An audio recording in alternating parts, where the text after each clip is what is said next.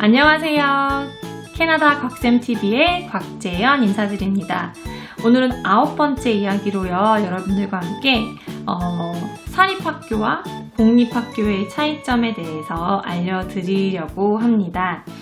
보통 이제 아이들이 학교에 진학을 할 때 혹은 아이들이 지금 현재 공립학교에 다니거나 사립학교에 다니고 있을 때 정말 선택권이 있다면 정말 걱정되고 고민되는 부분이 우리 아이들 사립학교에 보낼까? 아니면 우리 아이들 공립학교에 보낼까?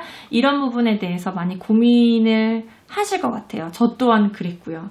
그래서 정말 또 그리고 학군, 우리 아이 학교 어디에 보내는 게 좋을까? 정말 큰 관심사잖아요. 그래서 오늘은 거기에 대해서 한번 얘기를 해볼까 합니다.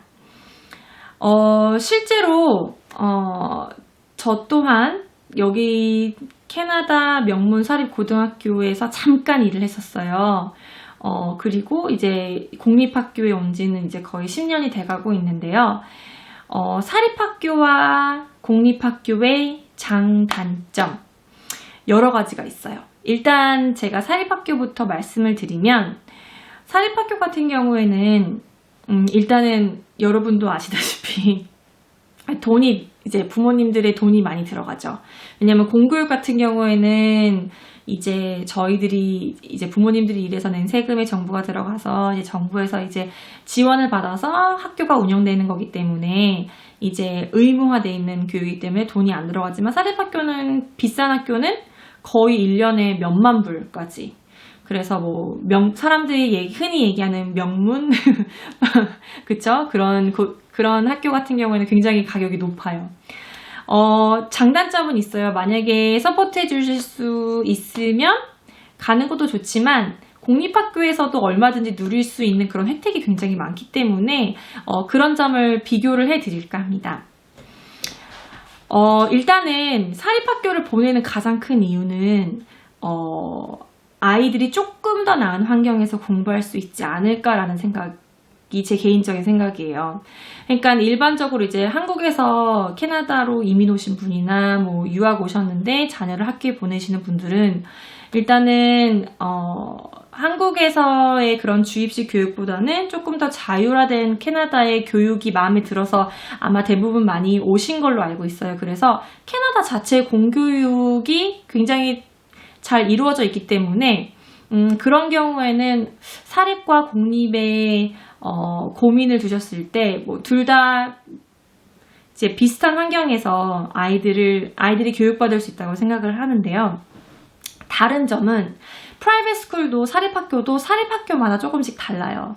예를 들어서 그냥 일반적으로 조금 더 우리는 명문이에요 하면서 이제 진행되는 그런 사립학교가 있고 아니면 어떤 팀을 가지고 예를 들어서 크리스천 스쿨 그래서 기독교 사립학교가 있고요. 그리고 또 남자 사립학교, 여자 사립학교 이렇게 또 여자 남자 갈라놓은 그런 특히 고등학교 가면 아니요 초등학교 때도 있구나. 그러니까 그 여자 남자 갈라놓은 학교가 있어요. 그렇기 때문에 여러 가지 학교에 좀 색깔이 달라요. 그래서 사실 저도 저희 아이들이 초등학교 입학할 때 제가 공립학교에서 일은 하고 있지만 고민을 많이 했었어요. 근데 사실 저 개인적인 이야기를 드리면 저는 이제 교회를 다니기 때문에 웬만하면 그래도 기독교 이렇게 팀이 깔린 학교에서 미션스쿨에서 학교를 다니면 아이들이 신앙에 도움이 되지 않을까라는 그 이유 하나만으로 이제 기독교 이제 동네에 있는 기독교 초등학교를 몇 개 돌아봤거든요. 사실 저도 초등학교 때는 기독교 초등학교를 다녔기 때문에 지금 저한테 굉장히 도움이 많이 되는 부분이 있어서 그래서 저의 경험을 토대로 우리 아이들도 기독교 학교를 보내고 싶다라는 마음이 있었는데 학교 정할 때 사실 가장 중요한 거는 집에서 거리인 것 같아요. 집에서 거리가 너무 멀면 매일매일 이제 시켜주시는 정말 열정적인 부모님들도 많이 계시긴 하는데 엄마나 아빠가 너무 지치고 힘들면 사실 그 스트레스가 다 아이들한테 가서요. 왜 마음속에 그렇잖아요. 너 엄마 아빠가 너 돈 힘들게 벌어가지고 너 학교 이렇게 돈 내고 보내는데 너 잘해야 하고 열심히 해야지. 엄마 힘들다. 뭐. 근데 사실 그 스트레스가 아이가 고스란히 느끼는 거기 때문에 그러니까 집에서 동선이 짧아서 아이들이 뭐 5분, 10분 내 거리에 갈 수 있다면 굉장히 좋은 것 같고, 그리고 또 만약에 차에서 학교에서 버스에서 통학을 하다 보면은 너무 긴 시간, 하루가 너무 길잖아요. 그러면 아이들도 피곤하고 엄마도 피곤하고 아빠도 피곤하고 하기 때문에 실질적으로 무슨 거기 학교에서 그 하루가 어땠는지, 정말 좋았는지, 정말 그 돈의 값어치를 하는지는 그 학교마다 특성, 그리고 여러분들께서 생각하시는 그런 value, 그게 굉장히 중요하고요. 그래서 정말 이게 worth한지 한번 생각해 보시는 게 좋은 것 같아요. 자, 아마 쉽게 생각하지 못하는 부분 제가 알려드릴게요. 선생님의 입장으로서는요, 사실 선생님들이 티처스 칼리지를 졸업을 하고 나면 과연 제가 질문 하나 드릴게요. 선생님들은 과연 사립학교에서 일하는 걸 원할까요? 국립학교에서 일하는 걸 원할까요? 라고 말씀드리고 싶어요. 근데 저도 사실 사립학교에서 처음에 이제 졸업을 하고 일을 할 때 정말 좋은 사립학교에서 계속 정말 그 커뮤니티가 형성이 돼서 정말 좋은 학교 굉장히 많거든요. 그런데 아무래도 공립학교를 선호하는 선생님들이 많기는 해요. 왜냐면 오랫동안 있을 수 있고, 그리고 보장되어 있는 직종 중에 하나이기 때문에 unless 뭐 정말 잘못 가르치거나 정말 큰 일을 저질렀거나 하지 않은 이상은 그래도 여러 가지 베네핏도 많고 하기 때문에 왜냐하면 일반 사립학교는 계약직이거든요. 그래서 선생님 입장으로 봤을 때는 공립학교 들어가는 거를 더 선호를 해요.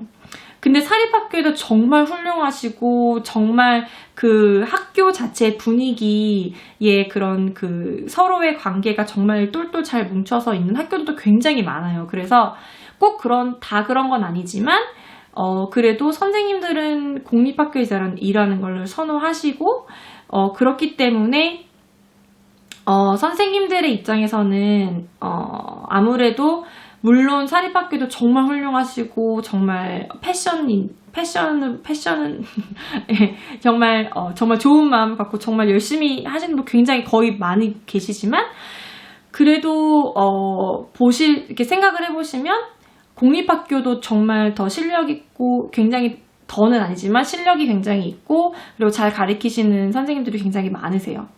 그렇기 때문에 공통적으로 선생님들이 대부분 비슷하다면 중요한 거는 그 선생님, 그 학년의 담임 선생님을 누구를 만나느냐에 따라서 그 한 학년의 아이의 그 수업 질이 달라진다는 거 여러분들께 알려드리고 싶었어요.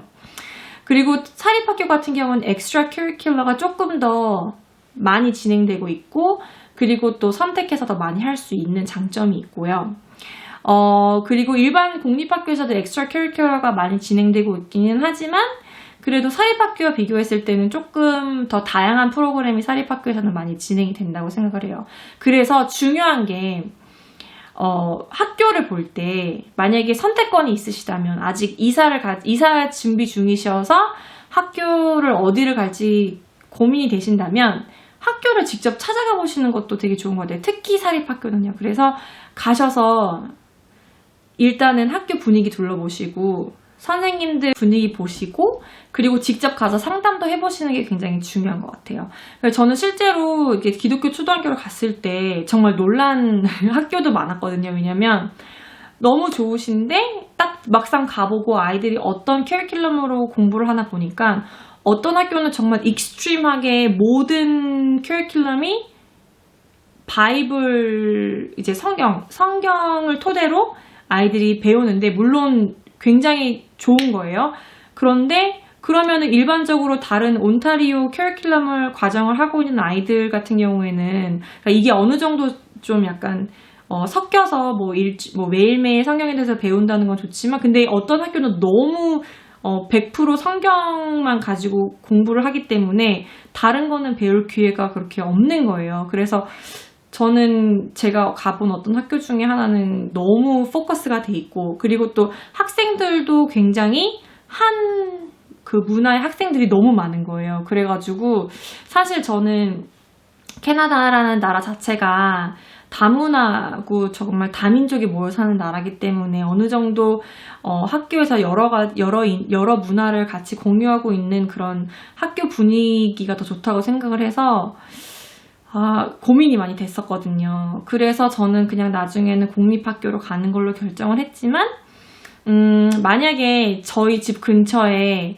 정말 좋은 기독교 사립학교가 있었다면, 근데 그 기독교 사립학교 또한 만약에 정말 하나부터 열까지 제 마음에 쏙쏙 들고 선생님들 분위기나 학교 분위기나 그리고 또 가격도 어느 정도 너무 비싸지 않고, 그리고 어느 정도 커리큘럼도 이렇게 좀 같이 기독교 성향도 배우고 일반 온타리오 커리큘럼도 같이 합친 그런 학교가 있었다면 정말 심각하게 고민을 해서 보냈지 않았을까라는 생각이 들어요. 근데 저희가 이사 온 집 주변에는 없었고, 그리고 저희는 전에 말씀드렸다시피 이제 같은 그냥 학교로 보내자, 이제 그게 더 롱텀으로 뭐 금전적으로도 세이브할 수 있고, 그리고 여러 가지 일단은 저학년 때는 그래도 더 편하지 않을까 이런 생각에 이제 저희는 저희 가족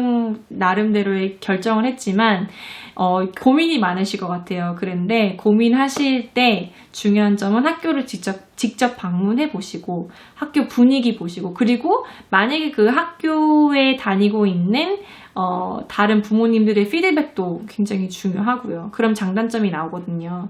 그러니까 여러 가지 장단점이 있지만 여러분들께서 이렇게 다 적으셔서 정말 좋을까? 아니면 정말 공립학교에서도 충분히 아이들이 정말 잘 생활하고 잘 다닐 수 있거든요. 그러니까 그런 거를 잘 고려하시길 바랄게요. 가장 큰 차이점, 제가 잊어버리고 말씀을 못 드렸는데요. 사립학교에서는요, 그 특수교육 있잖아요. 아이들의 그런 발달장애나 특수교육을 할 수 있는 그런 걸 프로그램을 서포트해주는 그런 프로그램이 일반 공립학교보다는 현저히 낫다라는 점 알려드리고 싶어요. 또 왜냐하면 공립학교에서는 그걸 굉장히 중요시해서, 특히 카톨릭 보드는 제가 알기로는 같이 아이들이 같은 반에서 수업을 듣는 걸로 알고 있는데, 일반 이제 공립학교의 카톨릭 보드가 아닌 학교에서는 그 정말 특수교육 그 있잖아요. 그 아이들이 스페셜 에듀케이션 프로그램이 굉장히 잘 돼 있거든요.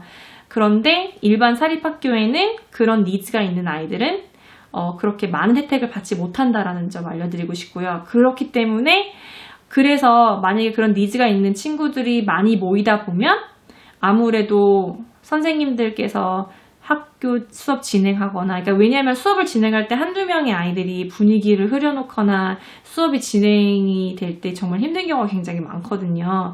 그래서 그런 점, 그래서 저희 학교에도 이제 사립학교에 좀 다니다가 온 친구들도 있었어요.